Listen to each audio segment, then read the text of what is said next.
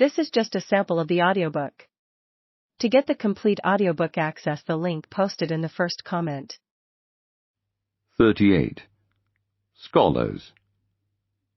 When I lay asleep, then did a sheep eat at the ivy wreath on my head. It ate, and said thereby, Zarathustra is no longer a scholar.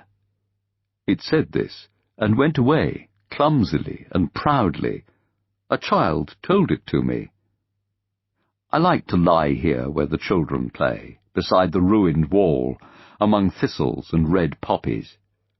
A scholar am I still to the children, and also to the thistles and red poppies. Innocent are they, even in their wickedness. But to the sheep I am no longer a scholar. So wills my lot, blessings upon it. For this is the truth. I have departed from the house of the scholars, and the door have I also slammed behind me. Too long did my soul sit hungry at their table.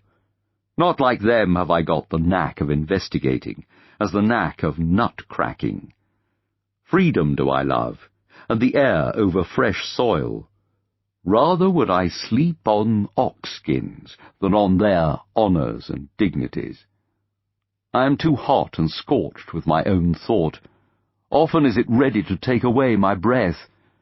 Then have I to go into the open air, and away from all dusty rooms. But they sit cool in the cool shade. They want in everything to be merely spectators, and they avoid sitting where the sun burns on the steps. Like those who stand in the street and gape at the passers-by, thus do they also wait, and gape at the thoughts which others have thought. Should one lay hold of them, then do they raise a dust like flour sacks, and involuntarily. But who would divine that their dust came from corn, and from the yellow delight of the summer fields? When they give themselves out as wise, then do their petty sayings and truths chill me.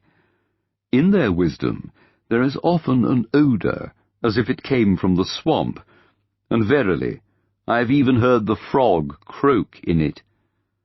Clever are they. They have dexterous fingers. What does my simplicity pretend to beside their multiplicity? All threading and knitting and weaving do their fingers understand. Thus do they make the hose of the spirit. Good clockworks are they. Only be careful to wind them up properly. Then do they indicate the hour without mistake, and make a modest noise thereby. Like millstones do they work, and like pestles. Throw only seed corn unto them. They know well how to grind corn small, and make white dust out of it. They keep a sharp eye on one another, and do not trust each other the best. Ingenious in little artifices, they wait for those whose knowledge walks on lame feet. Like spiders do they wait. I saw them always prepare their poison with precaution, and always did they put glass gloves on their fingers in doing so. They also know how to play with false dice, and so eagerly did I find them playing that they perspired thereby. We are alien to each other, and their virtues are even more repugnant to my taste than their falsehoods and false dice. And when I lived with them, then did I live above them. Therefore did they take a dislike to me.